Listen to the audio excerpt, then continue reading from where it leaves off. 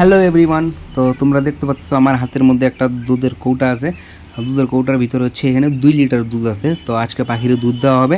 দুধটা কে লেগে দেওয়া হইব, কি বৃত্তান্ত তোমরা আমি সম্পূর্ণ বিষয় কইবাম।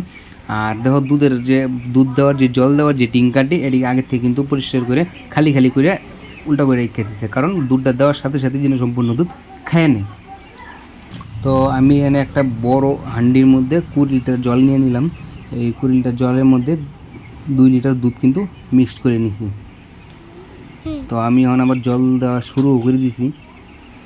তো প্রত্যেকটার মধ্যে একটা সেরকম একটা মাপ সহকারে দেওয়া লাগবো, কারণ হচ্ছে সম্পূর্ণ মুরগিটিতে কিন্তু আমার এই 20 লিটার দুধ মিশানো জলটা কিন্তু দেওয়া লাগবো।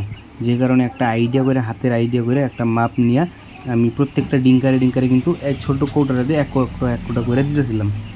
এই যে দেখো, এক কৌটা করে দিতেছি। তো এটার কারণটা হয়েছে, আমি তোমরা তখন কইতেছি, কারণটা হইলো এটাই যে মুরগি 10 থেকে 12 দিন পর্যন্ত বয়সে যদি চকলেট পায়খানা করে, তাইলে পরে মুরগিরে কিন্তু কাঁচা দুধটা খাওয়ানি লাগে।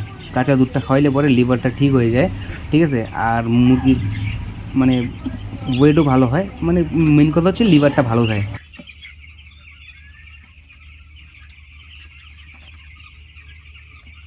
মা রুমটা আরও বড় করুন লাগবো গো, ভ্যাকসিনটা দিয়ে আবার বড় করুন লাগবো না।